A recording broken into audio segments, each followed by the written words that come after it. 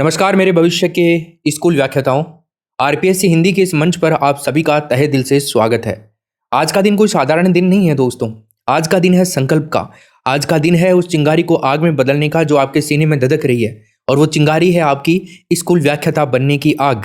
क्या आप तैयार हैं? आज हम आईसीटी के ये जो डर है आपके मन में बैठा हुआ, इसको हमेशा के लिए दिल से निकालने वाले हैं।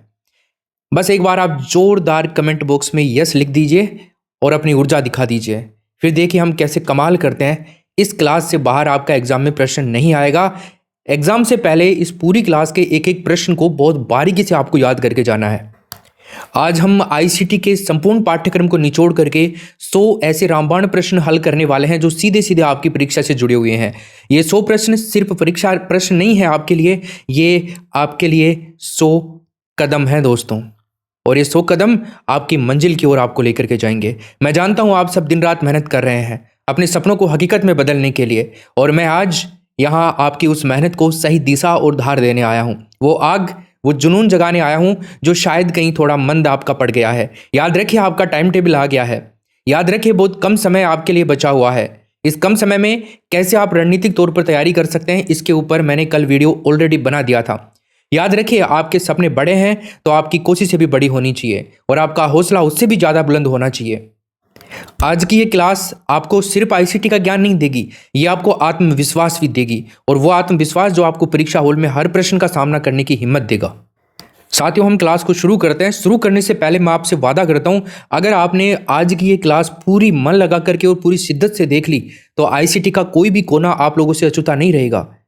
और ये सिर्फ एक क्लास नहीं है, ये एक अटूट रिश्ते की शुरुआत है जो आपका और मेरा बनने वाला है।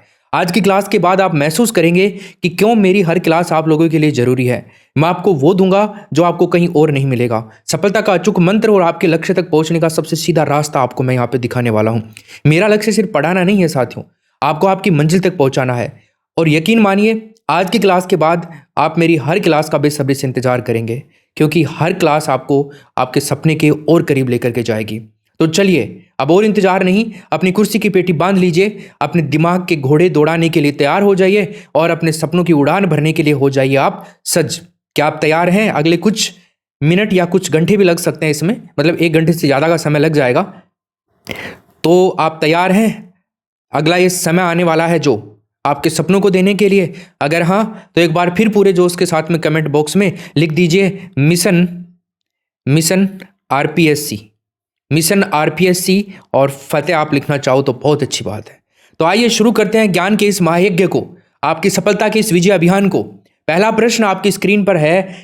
साथियों, हम शुरुआत यहां से करेंगे। जो भी आप क्वेश्चन देख रहे थे वो अपने पार्ट 2 का क्वेश्चन है पहला।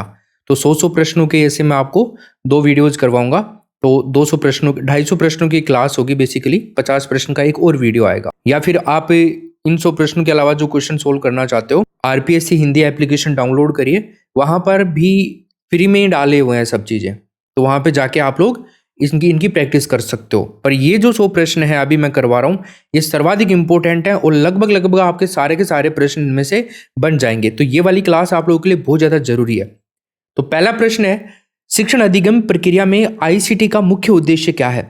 जब हमें शिक्षण अधिगम की प्रक्रिया जो है, इसके अंदर जो टीचिंग लर्निंग प्रोसेस है, इसमें आईसीटी का कोई ऑब्जेक्टिव पूछे तो हम क्या बताएंगे? 4 ऑप्शंस हमारे पास में। शिक्षकों का कार्यभार बढ़ाना, केवल छात्रों को केवल मनोरंजन प्रदान करना, शिक्षण अधिगम प्रणाली को अधिक प्रभावी और रुचिकर और सुगम बनाना, more effective, interesting and easy बनाना, स्कूलों में कंप्यूटर की संख्या बढ़ाना। देखिए आप सोच रहे होंगे कि इस प्रश्न का क्या सही उत्तर हो सकता है। देखो आज की क्लास में आप लोग अप्लाइड क्वेश्चन भी करना सीख जाओगे, क्योंकि आपको इस क्लास में वो आपकी स्किल डेवलप होगी जिससे आप जानोगे कि स्कूल को कैसे बेहतर बनाया जा सकता है, विद्यार्थियों के लिए क्या अच्छा हो सकता है क्लास के अंदर, और हम क्या क्या नए इनोवेशन कर सकते हैं, क्लास को कैसे अच्छा बना सकते हैं। बस अगर आप ये चीज़ें सीख लेते हो ना, तो आपकी पेडागोजी भी क्लियर हो जाती है। चाहे फिर कितने अप्लाइड क्वेश्चन एग्जामिनर बना ले, हम सारे सोल्व कर ही देंगे। तो इस प्रश्न का हमारा आंसर होगा दोस्तों ऑप्शन नंबर 3। क्या होगा?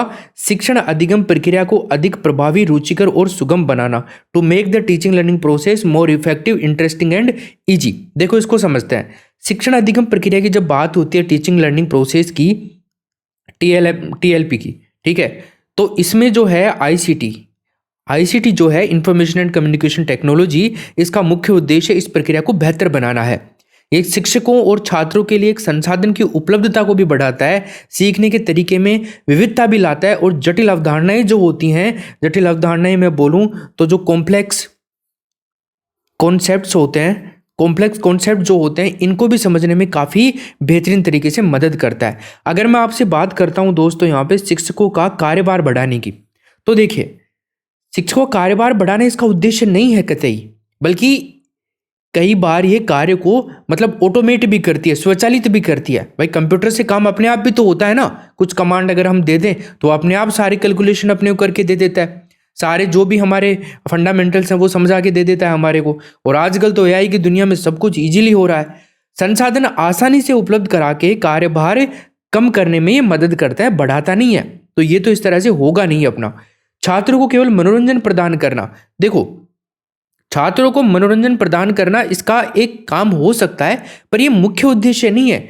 मनोरंजन तो एक सहायक तत्व के रूप में हो सकता है दोस्तों। किसके रूप में हो सकता है? सहायक तत्व के रूप में। तो मनोरंजन तो सहायक तत्व के रूप में लेंगे, जो लर्निंग को रुचिकर बनाता है, अधिगम को रुचिकर बनाए रखता है। लेकिन इसका प्राथमिक लक्ष्य जो है वो अधिगम को सुगम और प्रभावी बनाना है। क्या बनाना है? सुगम और प्रभावी, प्रभावी मतलब इफेक्टिव बनाना है। इसके अलावा चौथा जो ऑप्शन है, स्कूल में कंप्यूटर की संख्या को बढ़ाना।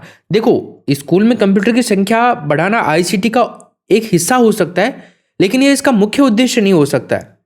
उद्देश्य है उन कंप्यूटरों और तकनीकी उपकरणों का शैक्षिक उपयोग करके शिक्षण अधिगम को बेहतर बनाना है। यह बात आपको ध्यान रखनी है। पहला प्रश्न क्लियर है आपका।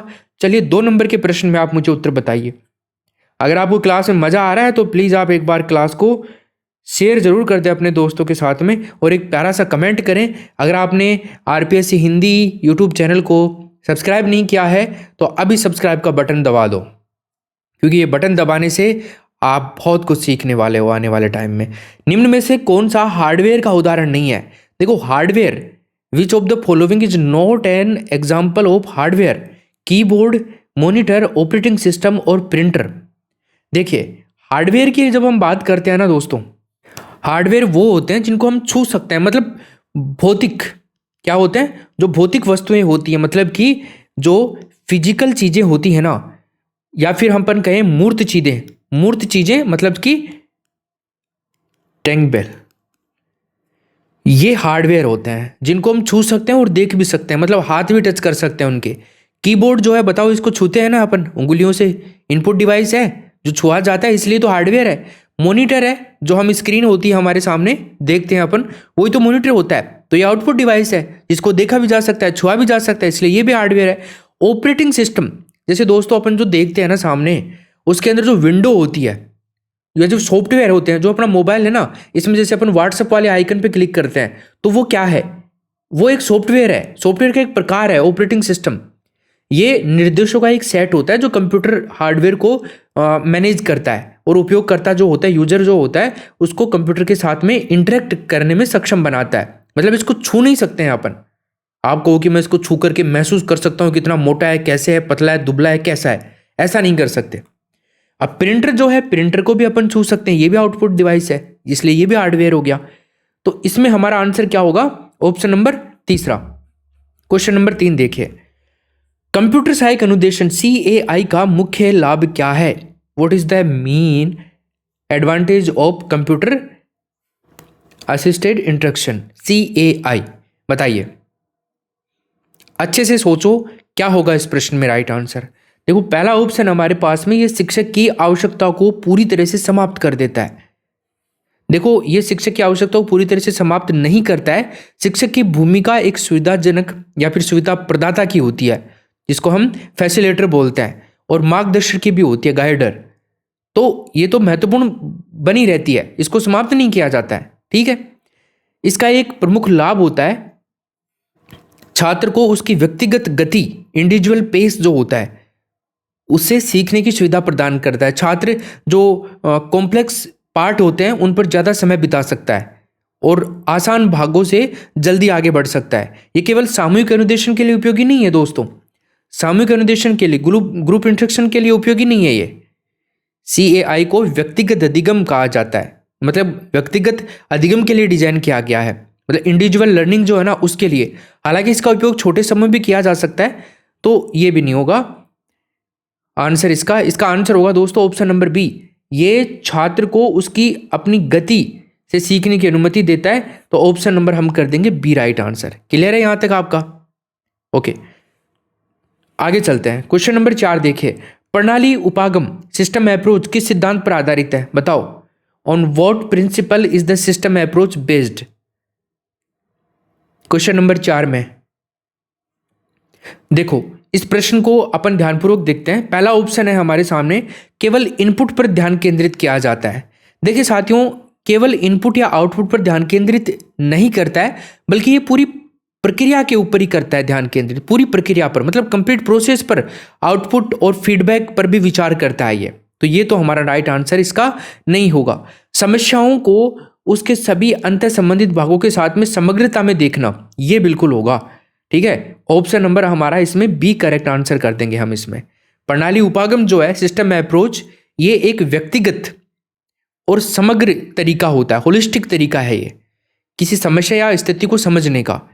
ये इस सिद्धांत पर आधारित है कि कोई भी प्रणाली जो है, सिस्टम जो है, उसके अंतर संबंधित और अन्यश्रित भागों का एक समय होता है जो एक साथ मिलकर के एक विशिष्ट उद्देश्य, जो स्पेसिफिक कोई पर्पज होता है ना, उसको प्राप्त करने के लिए कार्य करता है। क्लियर? आगे चलते हैं। केवल आउटपुट का विश्लेषण करना, तो केवल आउटपुट या इनपुट पर ध्यान केंद्रित नहीं करता है, पूरी प्रक्रिया पर ध्यान केंद्रित करता है। मैंने आपको बता दिया। प्रत्येक भाग का अलग अलग अध्ययन करना और उनके संबंधों को अनदेखा करना। देखो, प्रणाली उपागम में प्रत्येक भाग का अध्ययन अलग अलग करने की बजाय उनके बीच के संबंधों और एक दूसरे को कैसे प्रभावित करते हैं इस पर जोर दिया जाता है, ताकि पूरी प्रणाली को समझा जा सके। तो रिलेशनशिप इसमें ज़्यादा इंपॉर्टेंट होती है। 5वें नंबर का क्वेश्चन देखिए, बताइए सॉफ्टवेयर को परिभाषित करने का सबसे सटीक तरीका क्या है? बताइए दोस्तों। अगर आपको इस क्लास में कुछ वैल्यू दिख रही है तो प्लीज़ अपने दोस्तों के साथ में इस क्लास को जरूर शेयर करें, मुझे अच्छा लगेगा। बताइए, what is the most accurate way to define software? क्या होगा इसमें? इसमें उत्तर होगा दोस्तों अपना कंप्यूटर को चलाने वाले निर्देशों का सेट। ऑप्शन नंबर बी करेंगे। सॉफ्टवेयर जो है, कंप्यूटर के जो अमूर्त या अभौतिक भाग होते हैं ना, वो होते हैं। ठीक है, कंप्यूटर के भौतिक घटक तो हार्डवेयर होते हैं, जैसा कि अपन ने बात करी है। सॉफ्टवेयर तो वास्तव में प्रोग्रामों या निर्देशों का एक संग्रह होता है दोस्तों, जो कंप्यूटर को बताता है कि क्या करना है और कैसे करना है। ये कंप्यूटर हार्डवेयर को क्रियान्वित भी करता है, एग्जीक्यूट भी करता है। कंप्यूटर की बिजली आपूर्ति इकाई, देखो कंप्यूटर की बिजली आपूर्ति इकाई जो पावर सप्लाई यूनिट है, ये हार्डवेयर का हिस्सा होती है ना कि सॉफ्टवेयर का हिस्सा होती है।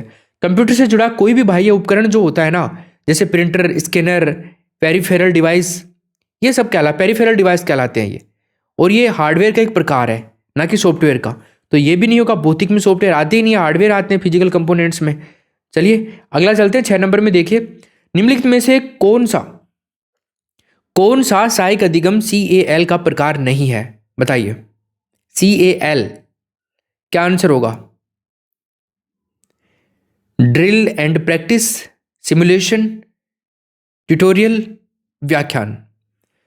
गाइज, इसमें आंसर होगा हमारा डी ऑप्शन, व्याख्यान यानी कि लेक्चर।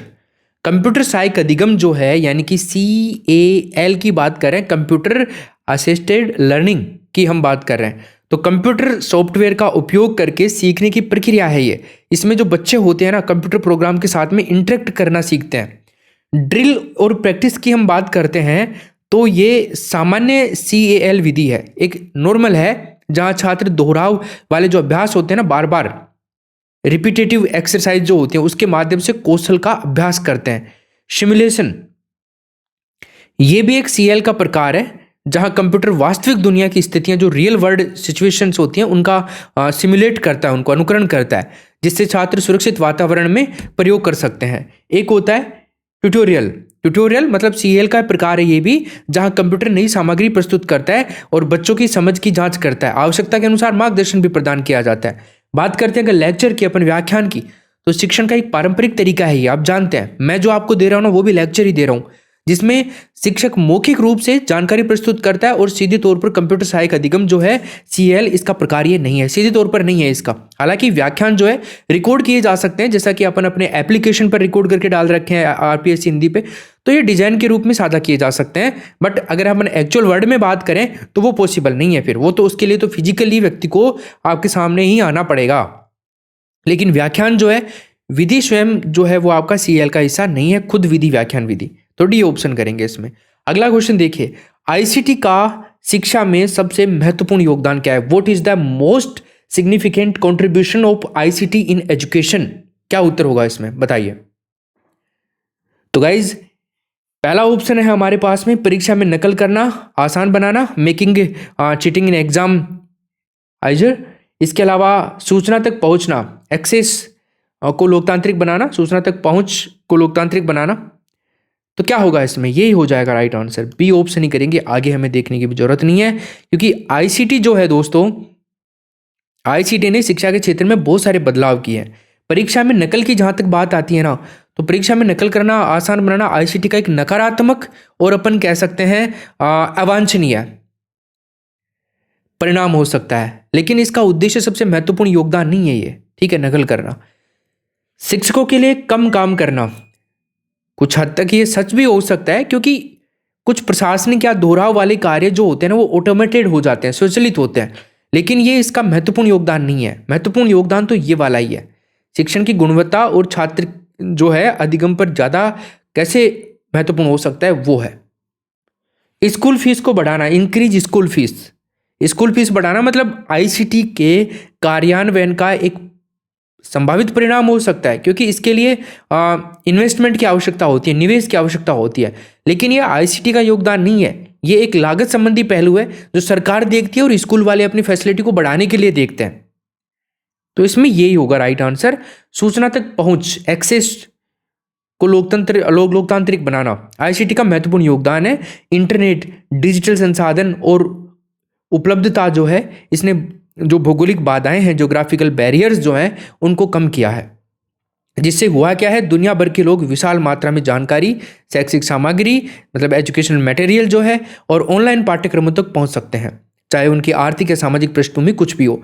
आप चाहे तो किसी विदेश के किसी भी टीचर से आप पढ़ सकते हैं जो अपना कोर्स सेल कर रहा है कहीं पर भी, ठीक है, उनसे पढ़ सकते हो। यूट्यूब पर आप किसी से पढ़ सकते हो फ्री में, कोई दिक्कत नहीं है। अगला चलिए, 8वें नंबर का क्वेश्चन है, कंप्यूटर की प्राथमिक मेमोरी यानी कि प्राइमरी मेमोरी का उदाहरण बता दीजिए। Which is an example of the primary memory of a computer? बताओ भाई क्या आंसर होगा।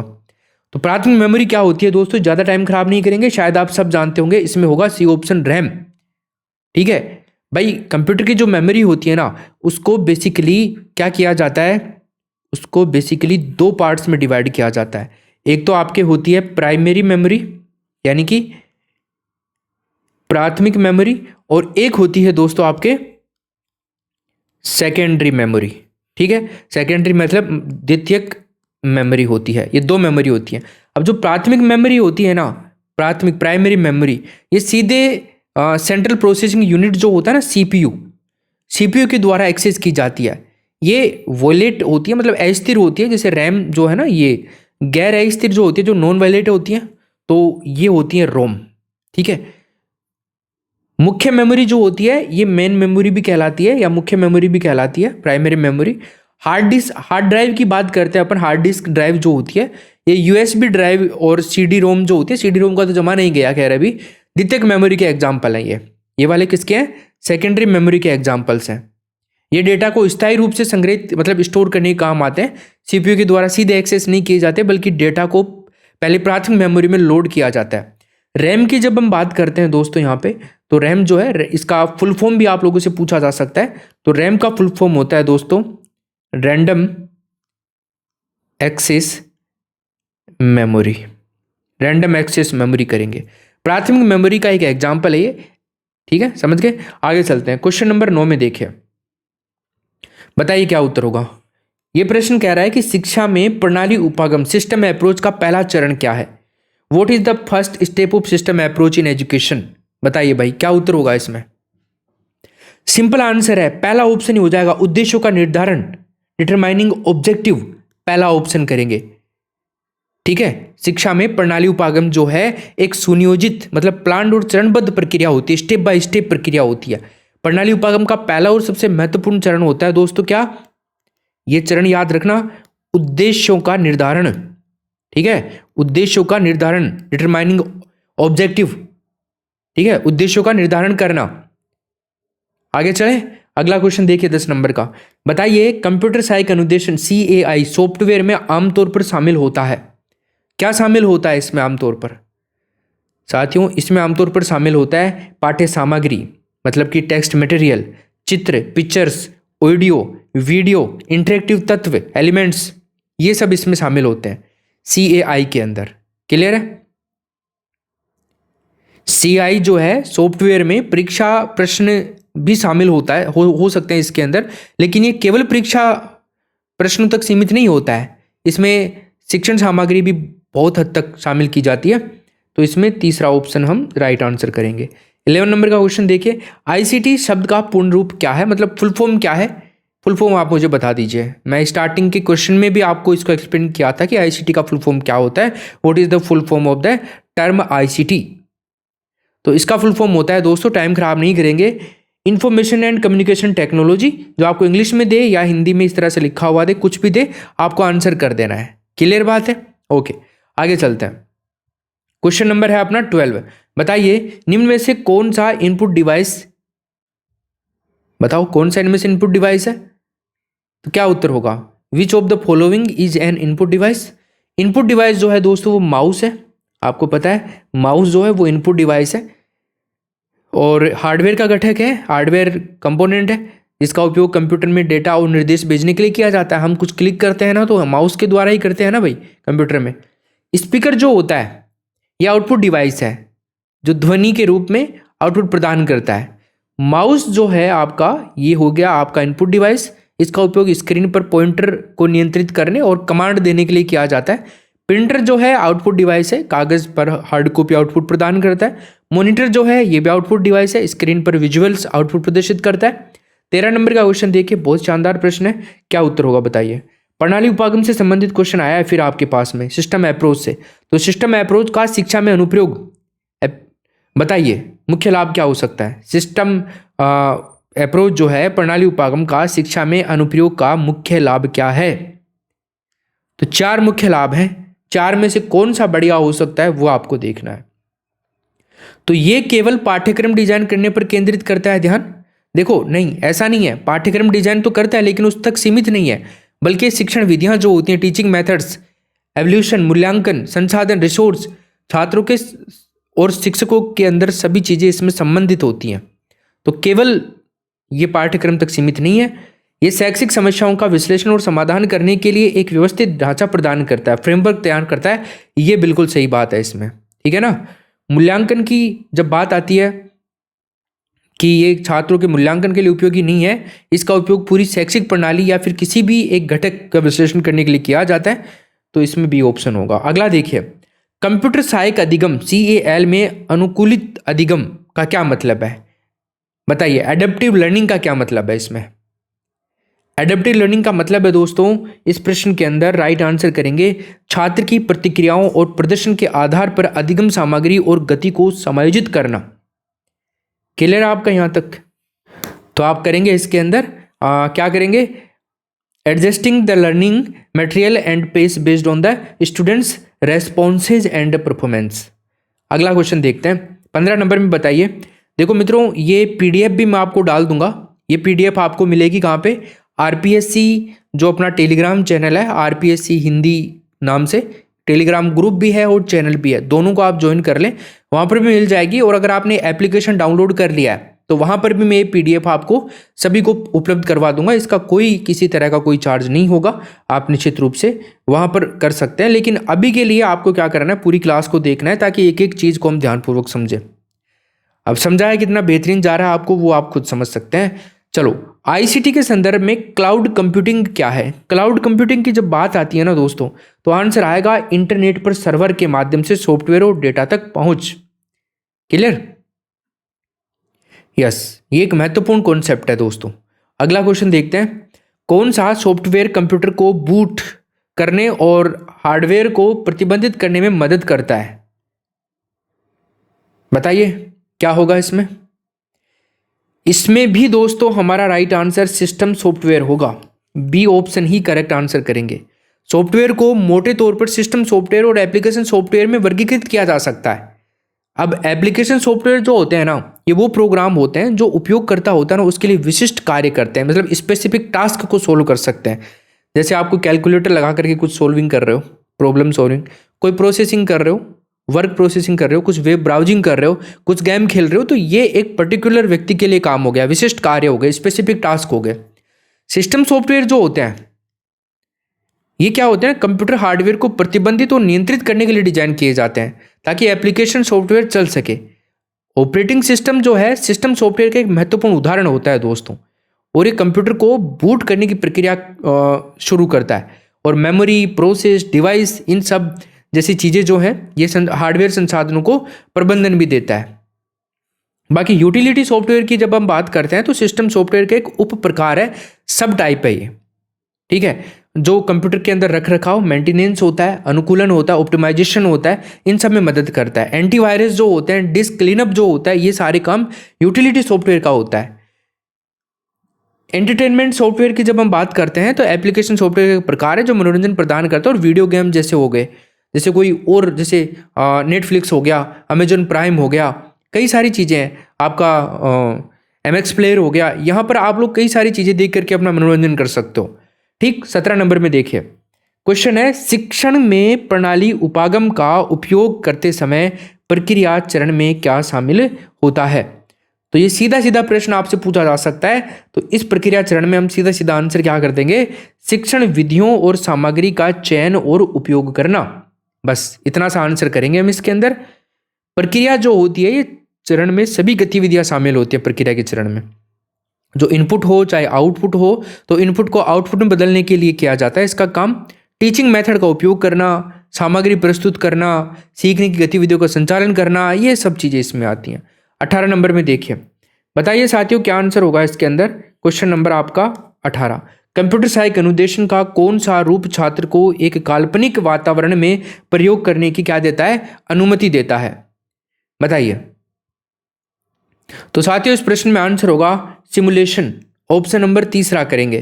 कंप्यूटर सहायक अनुदेशन जो है इसके बहुत सारे रूप हैं, जिनमें से प्रत्येक का एक विशिष्ट उद्देश्य होता है। ड्रिल और प्रैक्टिस की जब हम बात करते हैं तो ये दोहराने वाले अभ्यास पर केंद्रित होते हैं, बात कर चुके हैं इन सब के बारे में अपन। अगला क्वेश्चन देखिए, ICT उपकरणों के उपयोग से शिक्षण को अधिक छात्र केंद्रित कैसे बनाया जा सकता है, बताओ। ये बहुत महत्वपूर्ण प्रश्न है भाई, इस प्रश्न को तो ध्यानपूर्वक तुम समझ लो। केवल शिक्षक को सक्रिय रख करके, ऐसा है क्या? नहीं, ऐसा नहीं है। केवल शिक्षक को सक्रिय रख करके शिक्षण केंद्रित नहीं रह सकता है, छात्र केंद्रित नहीं रह सकता है, शिक्षक केंद्रित रह सकता है, छात्र नहीं रहेगा इस कंडीशन में। इसमें आंसर होगा छात्रों को उनकी रुचि और गति के अनुसार सीखने के अवसर प्रदान करके, बी ऑप्शन करेंगे हम इसमें, ठीक है भाई। देखो छात्र केंद्रित शिक्षण दृष्टिकोण जो है छात्र की आवश्यकताओं, रुचियों और गति पर ध्यान केंद्रित करता है, ना कि केवल शिक्षक के ऊपर करता है। अगला प्रश्न है, कंप्यूटर हार्डवेयर और सॉफ्टवेयर के बीच संबंध का सबसे अच्छा वर्णन क्या हो सकता है, बता सकते हो आप इसमें क्या आंसर होगा इसमें। वे एक दूसरे से पूरी तरह स्वतंत्र हैं? बिल्कुल नहीं है, बिल्कुल नहीं है, स्वतंत्र नहीं है, ये एक दूसरे पर डिपेंडेंट होते हैं, ठीक है। तो डिपेंडेंसी एक दूसरे पर होते, ये तो नहीं होगा आंसर।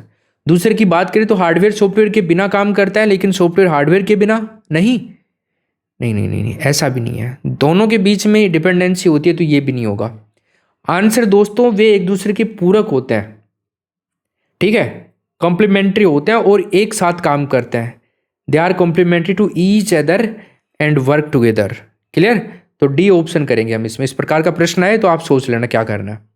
अगला क्वेश्चन देखिए, शिक्षा में प्रणाली उपागम के किस चरण में शैक्षिक प्रक्रिया की प्रभावशीलता का मूल्यांकन किया जाता है, बताइए सर क्या उत्तर होगा।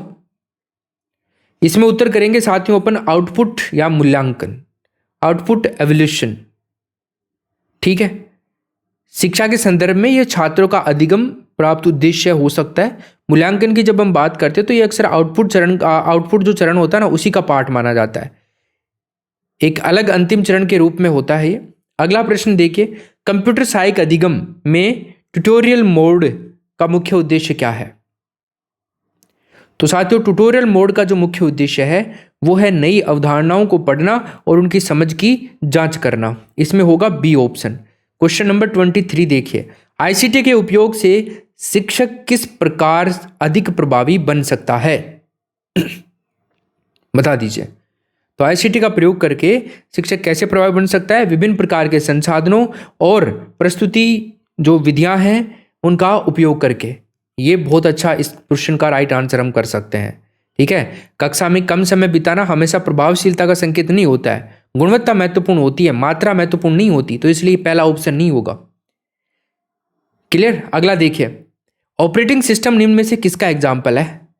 ऑपरेटिंग सिस्टम किसका एग्जाम्पल है बताओ? अभी बात करिए अपन ने, किसका है? सिस्टम सॉफ्टवेयर का है ना, तो बी ऑप्शन हो जाएगा इसमें। जैसे वर्ड, एक्सेल, ये सारे क्या है? एप्लीकेशन सॉफ्टवेयर विशिष्ट उपयोगकर्ता के लिए होते हैं। अगला देखिए 25, प्रणाली उपागम सिस्टम अप्रोच में फीडबैक का क्या महत्व है? फीडबैक का क्या महत्व होता है? फीडबैक सुनते नहीं हो आप कभी? जैसे आपने कोई एप्लीकेशन खोला, उसको बंद कर रहे हो तो फीडबैक मांगता है। बताओ आपका एक्सपीरियंस कैसा रहा? प्लीज़ आप फीडबैक दीजिए। यूट्यूब पर भी फीडबैक मांगता है अपने को वीडियो देखते टाइम में भी, कि आपको एक कैसा एक्सपीरियंस रहा, ये चैनल सही है कि नहीं है। इस तरह से फीडबैक हो सकता है कुछ दिन में, या फिर आज कल कुछ दिन में आपको आरपीएससी हिंदी यूट्यूब चैनल पर भी फीडबैक मांग ले। तो साथियों, इसमें क्या होगा? ये प्रणाली के आउटपुट की जानकारी प्रदान करता है ताकि आवश्यक समायोजन किया जा सके। इसमें होगा आपका बी ऑप्शन करेक्ट आंसर। ठीक है ना भाई? ये केवल इनपुट को नियंत्रण नहीं करता है, पूरी प्रणाली को प्रभावित करता है। समझ चुके हैं? 26 देखिए, कंप्यूटर सहायक अधिगम और कंप्यूटर सहायक अनुदेशन में मुख्य उद्देश्य यदि कोई है तो क्या है? बता दो क्या आंसर होगा इसमें। बहुत बढ़िया साथियों, इस प्रश्न में उत्तर होगा CAL केवल अधिगम पर केंद्रित है, जबकि CAI जो है अनुदेशन पर केंद्रित है, इंस्ट्रक्शन पर केंद्रित है। ठीक है, CAI केवल हार्डवेयर का उपयोग करता है और CAL केवल सॉफ्टवेयर का उपयोग करता है। ये गलत बात है। दोनों में हार्डवेयर और सॉफ्टवेयर दोनों का उपयोग शामिल होता है। ये बात आपको ध्यान रखनी है। क्लियर? आगे चलते हैं। नेक्स्ट प्रश्न है, शिक्षा में आईसीटी के प्रभावी उपयोग के लिए सबसे महत्वपूर्ण कारक क्या है? बताइए। What is the most important factor for the effective use of ICT in education? उत्तर होगा शिक्षकों और छात्रों को आईसीटी उपकरणों का उपयोग करने के लिए प्रशिक्षित करना। क्या होगा? बी ऑप्शन होगा इसमें राइट आंसर। आईसीटी के प्रभावी उपयोग के लिए सबसे महत्वपूर्ण कारक यह सुनिश्चित करना है दोस्तों कि जो टीचर होते हैं और छात्र जो होते हैं उनको इन उपकरणों और संसाधनों का उपयोग करने के लिए उचित रूप से प्रशिक्षित किया जाए, ट्रेंड किया जाए। उन्हें ना केवल तकनीकी कौशल सिखाए जाएं, मतलब टेक्निकल स्किल ही नहीं सिखाए जाएं, बल्कि ये भी सिखाना जरूरी है कि ये जो उपकरण हैं इनको शिक्षण और सीखने की प्रक्रिया में कैसे इंटीग्रेट करें, कैसे एकीकृत किया जाए। 28 बताइए, कंप्यूटर हार्डवेयर की कार्यप्रणाली वर्किंग जो है उसको नियंत्रित करने वाला मुख्य सर्किट बोर्ड क्या कहलाता है? बता सकता है आप में से कोई कमेंट बॉक्स में? क्या कहलाता है भाई? ये कहलाता है साथियों मदरबोर्ड। क्या कहलाता है? मदरबोर्ड। B option. नाम इतना बेहतरीन है तो देख लो, इसके बिना कंप्यूटर नहीं हो सकता। कंप्यूटर हार्डवेयर जो होता है इसके विभिन्न घटक होते हैं। Hard disk drive data storage के लिए होती है ये। तो मदरबोर्ड जो होता है ना, ये मुख्य सर्किट बोर्ड होता है। ये जो माथो है ना, माथो वो ईमेल आगे है प्रोसेसर। ये कंप्यूटर के लगभग सभी हिस्सों, प्रोसेसर, मेमोरी, स्टोरेज डिवाइस और जो पेरिफेरल डिवाइस होते हैं उन सबको जोड़ता है और उनके बीच संचार की अनुमति भी देता है। ये इन सभी घटकों की कार्यप्रणाली को समन्वित और नियंत्रित करता है साथियों। रैम वगैरह के बारे में हम बात कर चुके हैं, ये मदरबोर्ड में ही लगती हैं चीज़ें। प्रोसेसर, रैम, ये सब चीज़ें जो होती है ना, कंप्यूटर का मस्तिष्क क्या होता है? सीपीयू होता है। प्रोसेसर जो होता है जिसको सीपीयू भी कहा जाता है, वो कंप्यूटर का मस्तिष्क होता है जो निर्देश को क्रियान्वित करता है, एग्जीक्यूट करता है। लेकिन ये स्वयं मुख्य सर्किट बोर्ड नहीं होता है, ये मदरबोर्ड पर स्थित होता है। अगला देखो, प्रणाली उपागम में शैक्षिक उद्देश्यों को क्या माना जाता है, बता सकते हो? तो प्रणाली उपागम में शैक्षिक उद्देश्यों को माना जाता है इनपुट, तीसरा ऑप्शन हो जाएगा। ठीक है, इनपुट। अगला क्वेश्चन, कंप्यूटर सहायक अनुदेशन का उपयोग करने का एक नुकसान क्या हो सकता है? अब आपको डिसएडवांटेज यहां पर बताना है। डिसएडवांटेज है व्यक्तिगत प्रतिक्रिया की कमी, लैक ऑफ पर्सनल फीडबैक। बिल्कुल सर, लेकिन फायदे भी हैं, लेकिन कुछ संभावित नुकसान भी हैं, दोनों चीजें होती हैं इसमें। अगला क्वेश्चन, शिक्षा में आईसीटी का कौन सा उपकरण छात्रों के बीच सहयोग और संचार को बढ़ावा देने में मदद करता है?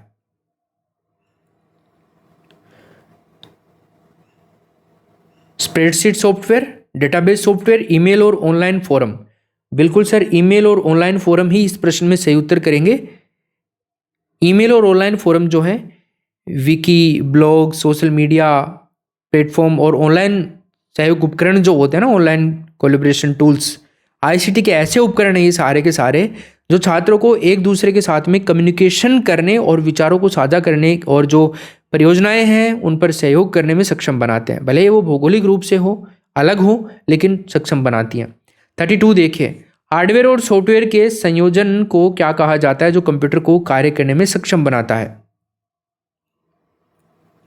बताइए। तो साथियों इसमें होगा कंप्यूटर सिस्टम, तीसरा ऑप्शन। ठीक है, कंप्यूटर सिस्टम शब्द जो है हार्डवेयर और सॉफ्टवेयर दोनों को संयोजन, दोनों का जो संयोजन होता है इसी को दर्शाता है, जो एक साथ मिलकर के एक पूर्ण और कार्यात्मक इकाई के रूप में काम करते हैं। कार्यात्मक बोले तो फंक्शनल। ठीक, आगे चलते हैं। क्वेश्चन नंबर 33, शिक्षा में प्रणाली उपागम का अंतिम चरण कौन सा है? पहला चरण देख लिया, अंतिम चरण बताइए।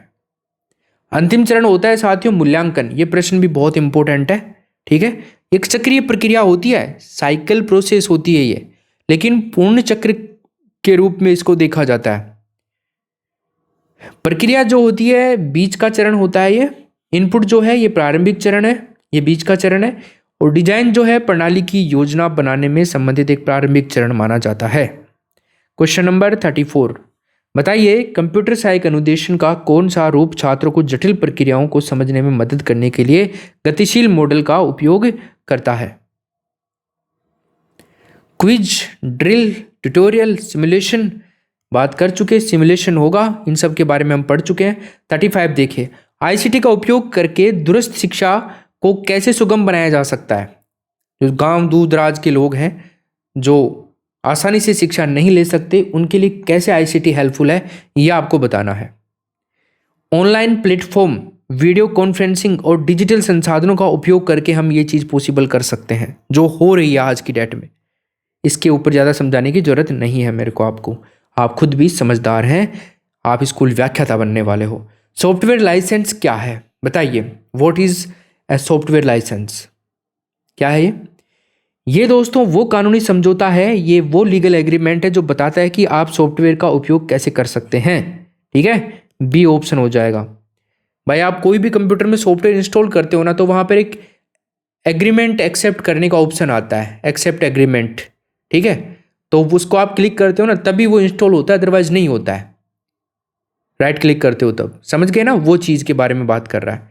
37 देखिए, शिक्षा में प्रणाली उपागम की एक सीमा क्या हो सकती है? What could be A limitation of system approach in education? साथियों इस प्रश्न में होगा ये मानव तत्वों जैसे भावनाओं और प्रेरणाओं को पूरी तरह से शामिल करने में संघर्ष कर सकता है। बी ऑप्शन सही उत्तर करेंगे। शैक्षिक समस्याओं को समझाने के लिए एक सरल तरीका नहीं है, ये जटिल और विस्तृत दृष्टिकोण है, डिटेल्ड में हम इसको देख सकते हैं। 38 देखो अब आप बताइए कंप्यूटर सहायक अधिगम में सिमुलेशन का मुख्य लाभ क्या है? सिमुलेशन के बारे में पढ़ चुके हैं, बस आपको अब लाभ बताना है इसमें। तो लाभ जो है ये है छात्रों को जोखिम मुक्त रिस्क फ्री वातावरण में अभ्यास करने की अनुमति देता है, तो बी ऑप्शन कर देंगे इसमें। क्लियर है भाई? बिल्कुल। अगला प्रश्न है आईसीटी के उपयोग से कौन सा कौशल विकसित किया जा सकता है जो 21वीं सदी के शिक्षार्थी के लिए महत्वपूर्ण है? जो 21st सेंचुरी लर्नर है इसके बारे में बताइए। इसका उत्तर होगा दोस्तों सूचना साक्षरता, information literacy rate. B option करेंगे राइट आंसर। क्वेश्चन नंबर 40 बताइए, कंप्यूटर का कौन सा घटक डेटा को अल्पकालिक रूप से संग्रहित करता है ताकि सीपीयू इसे तुरंत एक्सेस कर सके? बताओ क्या होगा? यहां पर आंसर होगा दोस्तों रैम। ऑप्शन नंबर तीसरा करेंगे। रैम के बारे में देख चुके हैं, कंप्यूटर में डेटा स्टोरेज के लिए अलग अलग घटक होते हैं। हार्ड डिस्क ड्राइव जो है और सॉलिड स्टेट ड्राइव एसएसडी, आजकल ये चल रही है। ये ज़्यादा पावरफुल होती है, बहुत तेज गति से काम करती है, इससे कई गुना ज़्यादा स्पीड से काम करती है जो हार्ड डिस्क होती है। पहले हार्ड ड्राइव चला करती थी, आजकल एसएसडी चल गई है। हालांकि आजकल भी इनका उपयोग हो रहा है, लेकिन ये इतनी फास्ट नहीं होती हैं, ये बहुत फास्ट होती हैं, थोड़ा खर्चा इनमें ज़्यादा आता है। ठीक है, स्थायी डेटा के रूप में संग्रहित किया जाता है। रोम जो है, रोम को कहा जाता है दोस्तों रीड ओनली मेमोरी। क्या कहा जाता है? Read only memory. ये भी एक प्राथमिक मेमोरी का प्रकार है। आगे चलते हैं, रैम के बारे में बात कर चुके, इसका आंसर तीसरा होगा। प्रणाली उपागम के संदर्भ में ब्लैक बॉक्स मॉडल क्या दर्शाता है? बताइए सर। ब्लैक बॉक्स मॉडल के बारे में डायरेक्ट आंसर बता देता हूँ। ब्लैक बॉक्स जो मॉडल है, ये एक प्रकार एक प्रणाली है जिसके इनपुट और आउटपुट ज्ञात होता है इससे, लेकिन आंतरिक कार्य प्रणाली अज्ञात तथा अप्रासंगिक है, इरेलेवेंट है। पहला ऑप्शन नहीं होगा। ठीक है, एक प्रणाली का प्रतिनिधित्व करता है ब्लैक बॉक्स, जिसके लिए हम जानते हैं कि इसमें क्या इनपुट जा रहा है और इससे क्या आउटपुट निकल रहा है, लेकिन हमें इसकी आंतरिक कार्य प्रणाली के बारे में जानकारी नहीं होती है, ये कैसे काम कर रहा है। ठीक, क्वेश्चन नंबर 42, कंप्यूटर सहायक अधिगम के विकास में निम्नलिखित में से किस सिद्धांत का प्रभाव पड़ा है? बता दो। तो गाइज इसमें आंसर होगा व्यवहारवाद, behaviourism. B option correct answer करेंगे भाई। क्लियर है? अगला देखिए, आईसीटी का उपयोग करके शैक्षिक संसाधनों को अधिक सुलभ कैसे बनाया जा सकता है? बताइए। तो आईसीटी का उपयोग करके शैक्षिक संसाधन जो हैं उनको सुलभ कैसे बनाया जा सकता है? उन्हें डिजिटल प्रारूपों में परिवर्तित कर सकते हैं, कन्वर्ट कर सकते हैं और ऑनलाइन साझा कर सकते हैं। इस वजह से हो सकता है ये काम। बहुत ईजी क्वेश्चन था। 44 देखिए, निम्न में से कौन सा सॉफ्टवेयर का प्रकार नहीं है? बताओ। सॉफ्टवेयर का प्रकार इनमें से कौन सा नहीं है? आंसर तो देखो, सिस्टम सॉफ्टवेयर तो होगा नहीं, एप्लीकेशन सॉफ्टवेयर भी नहीं होगा, ऑपरेटिंग सिस्टम भी नहीं होगा, मदरबोर्ड होगा। D option. ठीक है, ये सॉफ्टवेयर का प्रकार नहीं है ना मदरबोर्ड तो। मदरबोर्ड तो एक फिजिकल डिवाइस है, मतलब जो कंप्यूटर में लगता है नीचे, जिसके द्वारा सारा काम होता है, पूरा यूनिट होता है वो तो मदरबोर्ड एक हार्डवेयर का एक महत्वपूर्ण घटक होता है। ये कंप्यूटर का मुख्य सर्किट बोर्ड होता है जिसको छू भी सकते हैं अपन, पर ये सॉफ्टवेयर नहीं है। 45 बताइए, प्रणाली उपागम का कौन सा चरण उद्देश्यों को प्राप्त करने के लिए आवश्यक इनपुट की पहचान से संबंधित है? क्या होगा उत्तर? उत्तर होगा साथियों इनपुट, पहला ऑप्शन। ठीक है ना, आगे चलते हैं। क्वेश्चन नंबर 46 देखिए। 46 में हमसे पूछ रहा है कि कंप्यूटर सहायक अधिगम और कंप्यूटर सहायक अनुदेशन सॉफ्टवेयर के डिजाइन में उपयोगकर्ता इंटरफेस क्यों महत्वपूर्ण है? बता दीजिए क्या उत्तर होगा इसमें। यह निर्धारित करता है कि उपयोगकर्ता कितनी आसानी से सॉफ्टवेयर के साथ इंटरेक्ट कर सकता है। बस यही आंसर हम इसमें सही उत्तर करेंगे। क्लियर है? आगे चलिए। शिक्षा में आईसीटी के उपयोग से संबंधित एक नैतिक मुद्दा क्या है? अगर एक हम इथिकल मुद्दे की बात करें तो बताइए क्या हो सकता है वो इथिकल इशू? क्या हो सकता है? डेटा गोपनीयता, डेटा प्राइवेसी और सुरक्षा यानी कि सिक्योरिटी। डेटा की गोपनीयता यानी कि जो प्राइवेसी है और सिक्योरिटी है, शिक्षा में आईसीटी के उपयोग से संबंधित एक नैतिक मुद्दा है, एथिकल इश्यू है। शैक्षिक संस्थान जो हैं उनमें छात्रों और शिक्षकों का संवेदनशील डेटा जो होता है वो जिम्मेदारी भरा काम होता है। नैतिक जिम्मेदारी होती है ये सुनिश्चित करना कि हम आपकी प्राइवेसी को मेंटेन रखेंगे, बिल्कुल भी आपका डेटा लीक नहीं होगा, कि इस डेटा को अनधिकृत पहुंच ना हो सके, कोई भी अनऑथराइज्ड एक्सेस ना पहुंच सके, कोई भी मिसयूज इसका ना कर सके, कोई भी लीकेज इसमें ना हो, सुरक्षित रखा जाए और इसके उपयोग केवल उचित और पारदर्शी तरीके से किया जाएगा, मतलब ट्रांसपेरेंसी इसमें बिल्कुल रखी जाएगी। आगे चलते हैं। क्वेश्चन नंबर क्या हो जाएगा? 48 बताइए, कंप्यूटर की मस्तिष्क के रूप में किसको जाना जाता है?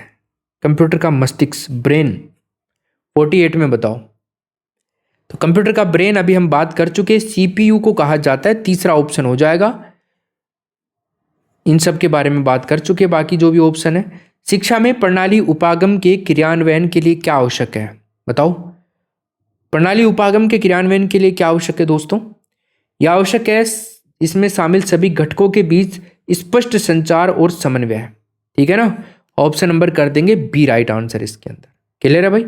अगला देखिए 50 नंबर का क्वेश्चन देखिए, निम्न में से कौन सा आईसीटी उपकरण कक्षा में इंटरेक्टिव व्हाइट बोर्ड का सबसे अच्छा वर्णन करता है?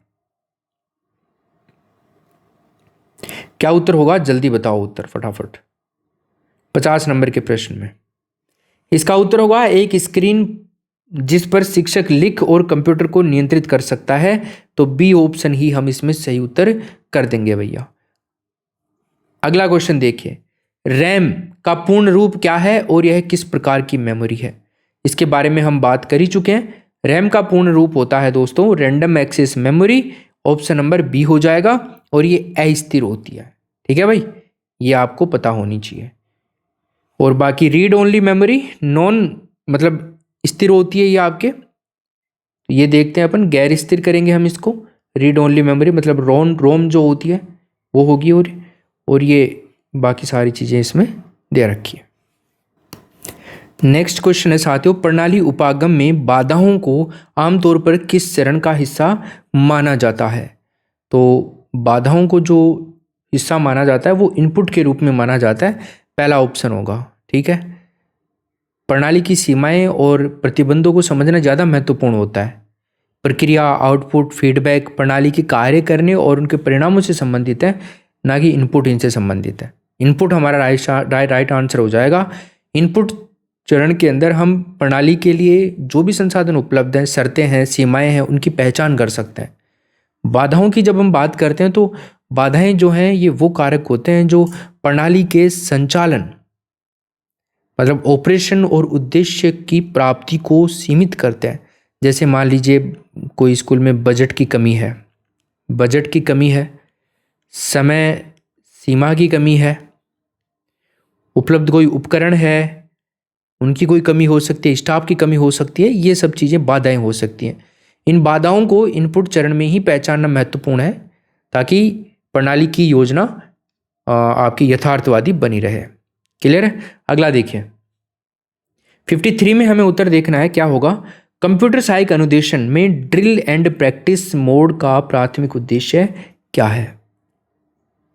इसका प्राथमिक उद्देश्य है दोस्तों छात्रों को मौजूदा ज्ञान या कौशल का अभ्यास करने में मदद करना। बी ऑप्शन हम इसमें सही उत्तर करेंगे। देखो आपको प्रैक्टिस सभी क्वेश्चन की करनी है। अगर किसी वजह से वीडियो नहीं भी आ पाए पूरे 250 क्वेश्चन का, तो आपको 250 के 250 क्वेश्चन आरपीएससी हिंदी एप्लीकेशन पर मिल जाएंगे। बेटेंशन नो टेंशन, आप लोग वहाँ पर इनकी प्रैक्टिस करो जा करके, बिल्कुल निःशुल्क। ठीक है, ये हो गया। 54 देखिए, डिजिटल पाठ्यपुस्तकें शिक्षा में आईसीटी के उपयोग का एक उदाहरण है। इनका मुख्य लाभ क्या है, बता दीजिए, क्या लाभ है इनका मुख्य। तो साथियों ये वे इंटरेक्टिव सुविधाएं प्रदान कर सकते हैं और आसानी से अपडेट किए जा सकते हैं। ऑप्शन नंबर क्या करेंगे, बी ऑप्शन करेंगे। उन्हें पढ़ने के लिए स्मार्टफोन, टैबलेट, कंप्यूटर जैसे डिजिटल उपकरण की आवश्यकता होती है ना। देखो डिजिटल पाठ्यपुस्तकें जो हैं, और अगर हम देखें पारंपरिक जो मुद्रित पाठ्यपुस्तकें होती हैं, इलेक्ट्रॉनिक संस्करण होते हैं, ये हमेशा पारंपरिक पाठ्यपुस्तकों से सस्ते नहीं होते हैं, हालांकि कई बार लागत प्रभावी भी हो सकती है। अगला देखिए, निम्न में से कौन सा आउटपुट डिवाइस है। इनमें भी आपको आउटपुट डिवाइस बता देना है। अब अलग ऑप्शन आए हैं आपके पास में, इस प्रकार का प्रश्न तो आएगा ही आएगा तुम्हारे एग्जाम में। एक प्रश्न तो निश्चित रूप से लिख लो यहाँ पे ही, तो जो आ रहे हैं इनको ढंग से याद कर लेना। माइक्रोफोन नहीं है, स्कैनर नहीं है, प्रोजेक्टर है, तो तीसरा ऑप्शन करेंगे। ठीक है, आउटपुट डिवाइस क्या होता है। आउटपुट डिवाइस होते हैं हार्डवेयर घटक जो कंप्यूटर से संबंधित डेटा को उपयोगकर्ता के लिए समझने योग्य प्रारूप में प्रस्तुत करते हैं। इसके अलावा दोस्तों माइक्रोफोन की अगर हम बात करते हैं तो माइक्रोफोन जो है एक इनपुट डिवाइस है जो ध्वनि इनपुट लेता है। ठीक, 56 में देखिए, बताइए क्या होगा यहाँ पर आंसर क्या होगा। शिक्षा में प्रणाली उपागम किस पर जोर देता है? शिक्षा में जो प्रणाली उपागम है ये किसके ऊपर जोर देता है? तो साथियों ये जो जोर देता है ना, ये देता है शैक्षिक प्रक्रिया के सभी घटकों और उनके अंतर संबंधों को समग्र रूप से देखने में। बी ऑप्शन हम करेक्ट आंसर कर देंगे। ठीक है भाई, आगे चलिए 57 देखिए, कंप्यूटर सहायक अधिगम के संदर्भ में ब्रोचिंग का क्या अर्थ है? बताइए सर, ये नया ही नाम आ गया, ब्रोचिंग क्या है? इसका उत्तर होगा छात्र की प्रतिक्रियाओं के आधार पर अधिगम पथ को बदलना।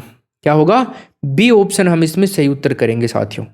अगला देखिए 58, शिक्षा में आईसीटी के उपयोग से कौन सा अधिगम सिद्धांत संदर्भित होता है? बताओ। केवल व्यवहारवाद, केवल संज्ञानवाद, केवल रचनावाद और ये उपरोक्त सभी? इसमें डी ऑप्शन ही होगा। बिहेवियरिज्म भी होगा, कोग्निटिविज्म भी होगा और कंस्ट्रक्टिविज्म भी होगा। तो इसमें डी ऑप्शन हो जाएगा भाई। व्यवहारवाद की अगर हम बात करते हैं तो ये जो सिद्धांत है, जैसे ड्रिल और प्रैक्टिस और तत्काल फीडबैक सॉफ्टवेयर के स्पष्ट रूप से देखे जा सकते हैं। संज्ञानवाद जो है ये सूचना प्रसारण और मानसिक प्रक्रियाओं पर केंद्रित होता है। रचनावाद जो है ये मानता है कि शिक्षार्थी सक्रिय रूप से अपना ज्ञान निर्मित करते हैं और आईसीटी द्वारा ये समर्थित भी है, इसको हेल्प भी की गई है।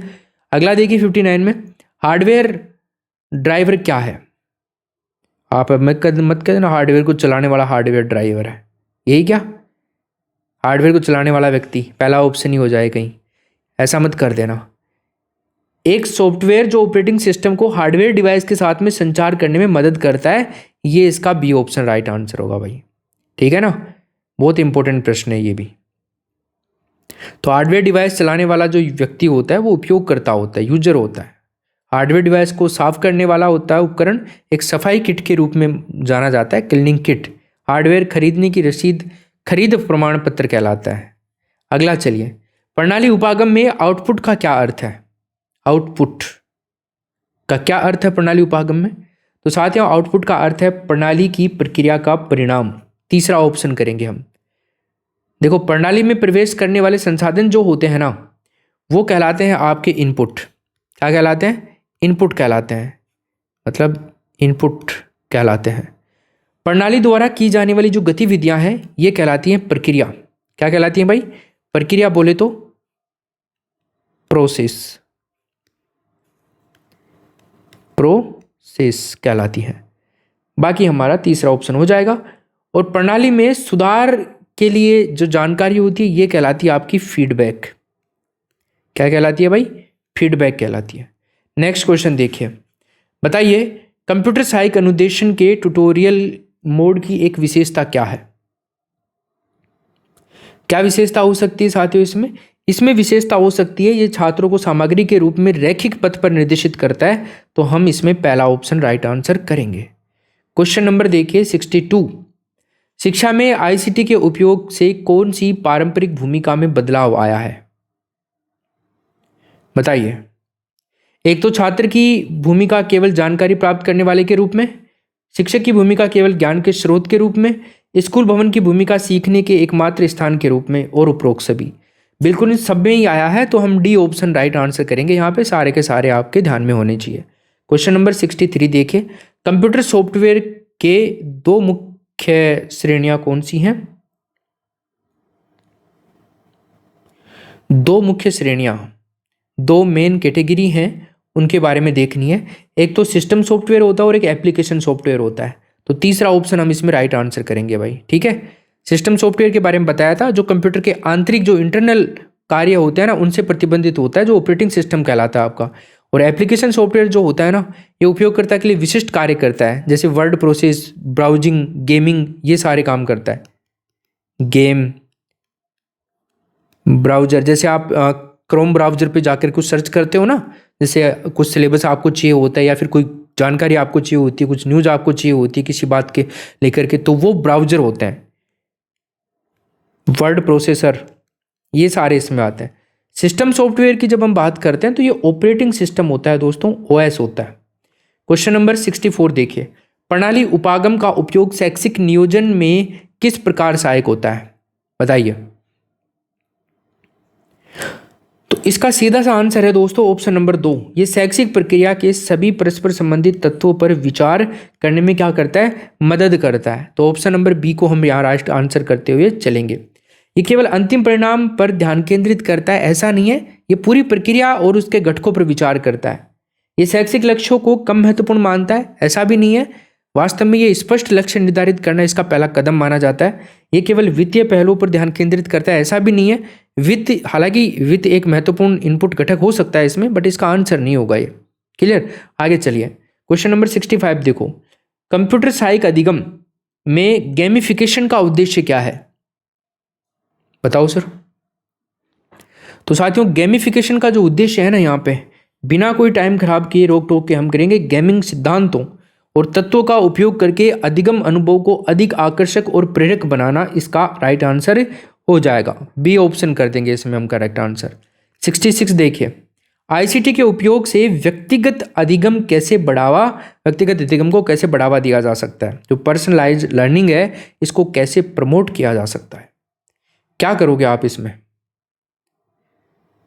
इसमें भी हम बी ऑप्शन करेंगे। प्रत्येक छात्र की सीखने की गति, शैली और आवश्यकताओं के अनुसार सामग्री और गतिविधियों को अनुकूलित करके ऑप्शन नंबर बी करेंगे। सर्वाधिक सही उत्तर जो है वो अपना बी ऑप्शन ही हो रहा है यहाँ पे, क्योंकि लाइव क्लास तो ले नहीं रहा हूँ मैं आपकी, रिकॉर्ड करके आपको दिखा रहा हूँ चीज़ें, तो इसमें मैटर नहीं करता है कि क्या ऑप्शन रखना है अपने को, कि आप लगातार वो करते जाओ परीक्षा में। ठीक, सॉफ्टवेयर बग क्या है, what is a software bug, आपको बताना है सॉफ्टवेयर बग क्या है। सॉफ्टवेयर में एक त्रुटि हो सकती है, दोष हो सकता है जो अपेक्षित रूप से कार्य नहीं करता है, ठीक है ना भाई। तो ऑप्शन नंबर क्या हो जाएगा, बी ऑप्शन राइट आंसर हो जाएगा। क्लियर है। 68 देखिए, प्रणाली उपागम में ब्लैक बॉक्स मॉडल का उपयोग कब उपयोगी होता है, बताओ जी। जो प्रणाली उपागम है इसमें ब्लैक बॉक्स मॉडल का उपयोग कब उपयोगी होता है। इसका उत्तर होगा जब प्रणाली की आंतरिक कार्यप्रणाली जटिल या अज्ञात हो और केवल इनपुट आउटपुट संबंध का अध्ययन करना पर्याप्त हो। बी ऑप्शन हम राइट आंसर इसमें कर देंगे भैया। अगला क्वेश्चन देखिए 69, कंप्यूटर सहायक अनुदेशन में सिमुलेशन के डिजाइन में सबसे महत्वपूर्ण पहलुओं में से एक क्या है, बताइए। क्या है भाई, ग्राफिक डिजाइन का बहुत महंगा होना, नहीं ये नहीं है।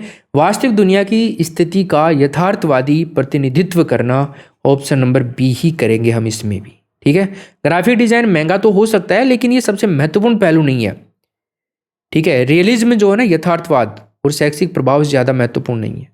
अगला चलो, आईसीटी उपकरणों का उपयोग करके फ्लिप्ड क्लासरूम मॉडल को कैसे सुविधाजनक बनाया जा सकता है, बताओ। 70 नंबर के प्रश्न में वही आपका ऑप्शन नंबर बी होगा।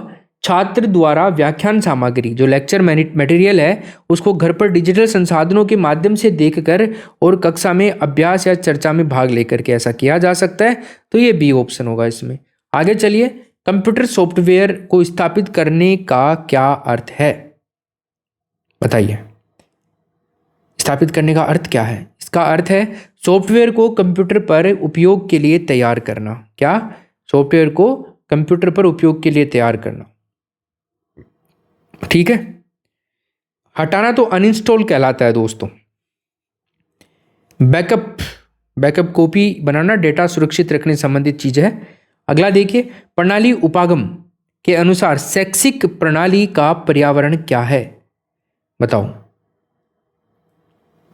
कर सकते हो आप ये उत्तर, कर सकते हो सर, करेंगे सारे क्वेश्चन का उत्तर करेंगे। बी ऑप्शन, वो बाहरी कारक जो एक्सटर्नल फैक्टर होते हैं जो प्रणाली को प्रभावित करते हैं लेकिन सीधे प्रणाली का हिस्सा नहीं है, तो बी ऑप्शन करेंगे। 73 देखिए दोस्तों, कंप्यूटर सहायक अनुदेशन सॉफ्टवेयर में आकलन का मुख्य उद्देश्य क्या है, बताइए सर क्या उत्तर होगा इसमें।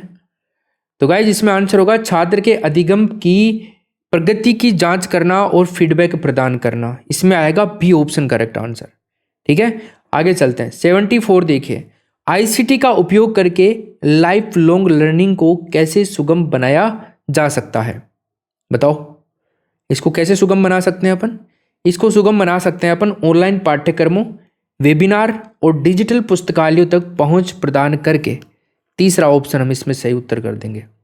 75 नंबर का क्वेश्चन देखिए, निम्न में से कौन सा इनपुट और आउटपुट डिवाइस दोनों का कार्य कर सकता है? बताओ जी, कौन सा कर सकता है? ये कर सकता है टच स्क्रीन, तीसरा ऑप्शन होगा। ठीक है ना, दोनों का करता है। कुछ कंप्यूटर पेरिफेरल्स एक से ज़्यादा कार्य कर सकते हैं। कीबोर्ड मुख्य रूप से एक इनपुट डिवाइस है। प्रिंटर के बारे में आउटपुट डिवाइस बताया मैंने आपको। स्पीकर जो है ये भी आउटपुट डिवाइस है। टच स्क्रीन एक डिस्प्ले डिवाइस होता है। जो आपका फ़ोन है ना, ये टच स्क्रीन है, जो उपयोगकर्ता को स्क्रीन पर सीधे छूकर के कंप्यूटर के साथ इंटरेक्ट करने की अनुमति भी देता है। तो इनपुट है, इनपुट देता है, इसलिए टच स्क्रीन एक साथ इनपुट और आउटपुट डिवाइस दोनों के रूप में काम करता है। 76, शिक्षा में प्रणाली उपागम का मुख्य उद्देश्य क्या है? अब प्रणाली उपागम का मुख्य उद्देश्य है शैक्षिक प्रक्रिया को ज़्यादा व्यवस्थित और कुशल बनाना, ज़्यादा एफिशिएंट बनाना और ज़्यादा सिस्टमैटिक बनाना। 77, कंप्यूटर सहायक अधिगम के लाभों में से एक क्या है? तो कंप्यूटर सहायक अधिगम के बहुत सारे लाभ हैं, उनमें से एक लाभ आपको बताना है। तो बताइए, कंप्यूटर असिस्टेड लर्निंग के बारे में एक लाभ कौन सा है? ये बहुत महंगा है। देखो, प्रारंभिक सेटअप या सॉफ्टवेयर महंगा हो सकता है, लेकिन बड़े पैमाने पर उपयोग किए जाने पर ये लागत प्रभावी हो जाती है, कम हो जाती है। इसलिए बहुत महंगा होना हमेशा इसका नुकसान नहीं होता। तो ये छात्रों को अपनी गति से सीखने की सुविधा प्रदान करता है। इसमें बी ऑप्शन सही उत्तर होगा। क्लियर? अगला देखिए, शिक्षा में आईसीटी का उपयोग करके समावेशी शिक्षा को कैसे बेहतर बनाया जा सकता है? आप उत्तर बताओ, क्या होगा? गुड। विभिन्न आवश्यकताओं वाले छात्रों के लिए सहायक प्रौद्योगिकी और अनुकूलित सामग्री प्रदान करके। तो क्या उत्तर होगा इसमें? इसमें होगा दोस्तों बी ऑप्शन करेक्ट आंसर। ठीक है सर, आगे चलते हैं। 79 में बताइए, सॉफ्टवेयर अपडेट का मुख्य उद्देश्य क्या है? तो सॉफ्टवेयर अपडेट का जो मुख्य उद्देश्य होगा ना दोस्तों, वो क्या होगा आपको बताना है। सॉफ्टवेयर में बग्स को ठीक करना और नई सुविधाओं को जोड़ना। बी ऑप्शन करेक्ट आंसर करेंगे इसमें। ठीक है, आगे चलते हैं। 80 में बताइए, प्रणाली उपागम की फीडबैक लूप का क्या कार्य है? तो प्रणाली उपागम की फीडबैक लूप जो है उसका कार्य आपसे पूछ रहा है। तो फीडबैक लूप का कार्य है प्रणाली के प्रदर्शन के बारे में जानकारी एकत्रित करना और प्रणाली को समायोजित करने के लिए उसकी जानकारी का उपयोग करना। भाई कोई कमी रह गई है, आपने बताया कि ये दिक्कत आ रही है, तो वो दिक्कत अगले को पता लगी तो उसको समायोजित करेगा ना, अच्छे से सही करेगा वापस से, कि कोई कमी ना रह जाए उसके सॉफ्टवेयर में, प्रोग्राम में। कंप्यूटर सहायक अधिगम सॉफ्टवेयर के मूल्यांकन के लिए किन मानदंडों पर विचार किया जाना चाहिए? बताओ, कौन से मानदंड हो सकते हैं? वो आपको पता ही है कौन से हो सकते हैं। सॉफ्टवेयर की शैक्षिक प्रभावशीलता, उपयोगकर्ता इंटरफेस और तकनीकी विश्वसनीयता, technical reliability. Option number B करेंगे इसमें। ठीक है ना, आगे चलिए। 82 में बताइए, 82 में क्या उत्तर होगा? आईसीटी के प्रभावी उपयोग के लिए किस प्रकार की डिजिटल साक्षरता शिक्षकों और छात्रों दोनों के लिए महत्वपूर्ण है? तो साथियों, ये प्रौद्योगिकी का सुरक्षित, सेफ और एथिकल और जिम्मेदारी वाला, मतलब रेस्पॉन्सिबल उपयोग सीखना होता है। तीसरा ऑप्शन हम इसमें सही उत्तर करेंगे। ठीक है भाई, समझ गए? डिजिटल साक्षरता जो है केवल प्रौद्योगिकी का उपयोग करने के तकनीकी कौशल से ज़्यादा कहीं महत्वपूर्ण है। केवल कंप्यूटर गेम खेलना, सॉफ्टवेयर स्थापित करना, ये डिजिटल साक्षरता को सीमित एक सीमित पहलू है, लिमिटेड आपका एस्पेक्ट है ये। ठीक है, दूसरा हम देखें तो केवल जानकारी, ऑनलाइन जानकारी खोजना सीखना एक महत्वपूर्ण कौशल है, लेकिन ये डिजिटल साक्षरता का पूरा दायरा नहीं है। चौथा देखें तो अपन आगे चलते हैं। क्वेश्चन नंबर 83, शिक्षण अधिगम सामग्री के डिजिटल भंडार का एक उदाहरण बताइए।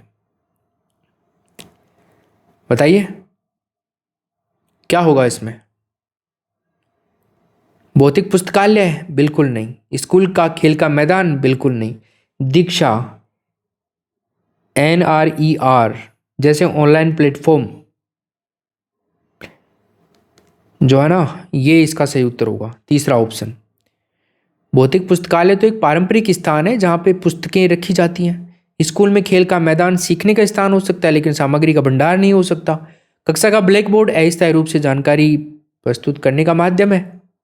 बाकी ये सही होगा इसका तीसरा। 84 देखो, निम्न में से कौन सा सॉफ्टवेयर का एक प्रकार है जो दुर्भावनापूर्ण होता है और कंप्यूटर सिस्टम को नुकसान भी पहुंचाता है? मैलवेयर, तीसरा ऑप्शन। सॉफ्टवेयर तो विभिन्न प्रकार के होते हैं जिसमें कुछ कंप्यूटर के लिए हानिकारक भी हो सकता है। ऑपरेटिंग सिस्टम जो होता है इसके बारे में बात कर चुके हैं, कंप्यूटर के सामान्य कार्य के लिए आवश्यक होता है, दुर्भावनापूर्ण नहीं होते हैं जब तक उनमें कोई सुरक्षा भेद्यता ना हो जाए। यूटिलिटी सॉफ्टवेयर जो होते हैं ये कंप्यूटर में रखरखाव और सुरक्षा के लिए उपयोगी होते हैं, जैसे एंटीवायरस सॉफ्टवेयर जो होता है वो यूटिलिटी सॉफ्टवेयर कहलाता है। मेलवेयर जो होते हैं ये दुर्भावनापूर्ण सॉफ्टवेयर होते हैं और इनका संक्षिप्त नाम जो होता है वो होता है दोस्तों मलवेयर। ठीक है, मलवेयर अलग अलग रूपों में होते हैं, जैसे वायरस के अलावा आपने नाम सुना होगा वर्म्स, एक नाम सुना होगा आपने ट्रोजन हॉर्स, इस तरह के होते हैं। एक होता है स्पाईवेयर, एक होता है रैनसमवेयर, इस तरह के कई सारे होते हैं। ये डेटा को चुराने, नुकसान पहुंचाने, अनधिकृत पहुंच, बेचने, कई काम के लिए होते हैं ये। 85 देखिए, प्रणाली उपागम के अनुसार एक शैक्षिक प्रणाली को कैसे देखा जाना चाहिए?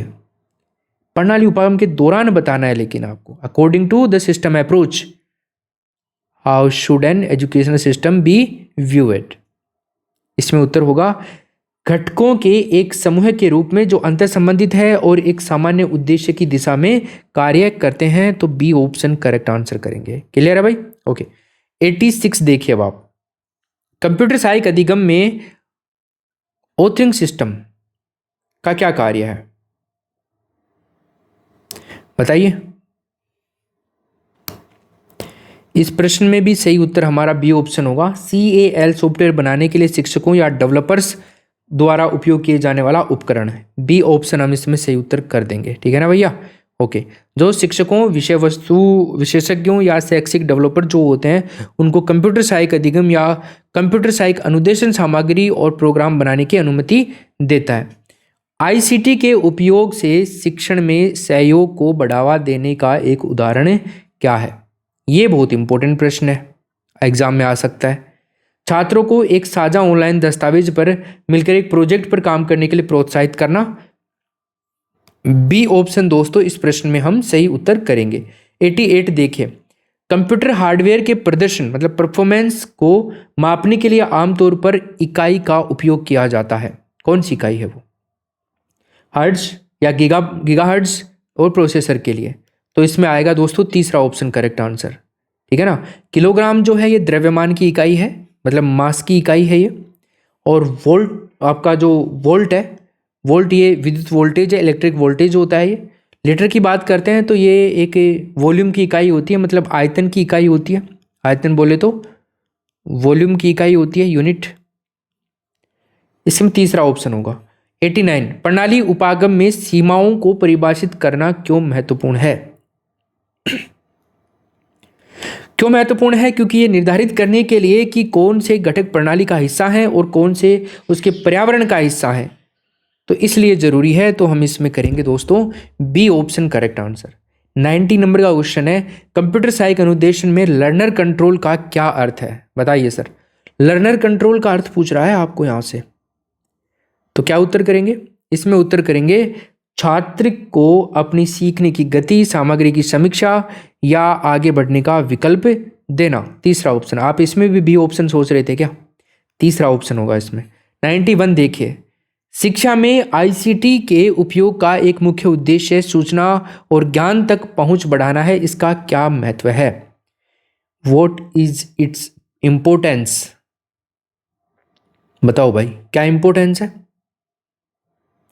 तो इंपॉर्टेंस तो साथियों आपको पता ही लग गया, ये भौगोलिक मतलब ज्योग्राफिकल और सामाजिक सोशियो इकोनॉमिक बाधाओं जो बैरियर्स हैं इनको कम करके सभी के लिए सीखने के अवसर प्रदान करना। बहुत इंपॉर्टेंट प्रश्न है, अलग अलग तरीके से पूछा जा सकता है, सारे तरीके में मैंने ऐड कर दिया है।